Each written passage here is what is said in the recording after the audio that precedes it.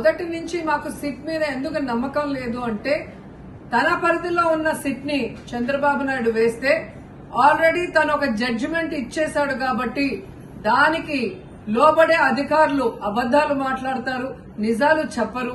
ఎందుకంటే ఈరోజు సిట్ లో వేసిన అధికారి అడిషనల్ డీజీ, ఆయన కన్నా పెద్ద ర్యాంక్ లో ఉన్న టీటీడీ ఈఓ, మరి ఐఏఎస్ ఆఫీసరు మొదట మాట్లాడిన స్టేట్మెంట్ కి చంద్రబాబు నాయుడు గారు అబద్దం చెప్పిన స్టేట్మెంట్ తర్వాత మాట్లాడిన దానికి తేడా చూస్తేనే ఈ సిట్ అనేది సిట్ అండ్ స్టాండ్ కి తప్ప దేనికి పనికిరాదనేది అర్థమైంది. అందుకే మేము మొదటి నుంచి అడిగాము, సుప్రీంకోర్టులో విచారణ జరగాలి, సిబిఐకి డైరెక్షన్ ఇచ్చి విచారిస్తే ఖచ్చితంగా మత కల్లోలాలు సృష్టించాలనుకున్న చంద్రబాబు నాయుడు అనుకో అందరికీ కూడా బుద్ధి చెప్పే అవకాశం దొరుకుతుందని. సో ఈ రోజు విచారణ స్టార్ట్ అయింది. దీన్ని సిబిఐకి అప్పచెప్పి సిట్టింగ్ జడ్జి పర్యవేక్షణలో మరి విచారణ జరిగితే ఖచ్చితంగా హిందువుల మనోభిప్రాయాల్ని గౌరవించిన వాళ్ళమవుతాం, పునరుద్ధరించిన వాళ్ళమవుతాం.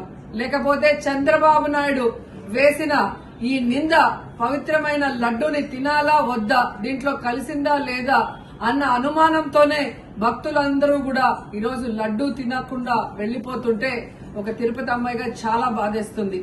ఈ రోజే అలగర్ కోయిల్ మదురై దగ్గర మరి దక్షిణ తిరుమల చాలా పవిత్రమైన టెంపుల్. ఇక్కడ భగవంతుడిని కోరుకున్నాను, ఖచ్చితంగా సుప్రీంకోర్టు ఇన్వాల్వ్ అయి ఈ కేసుని విచారించాలి.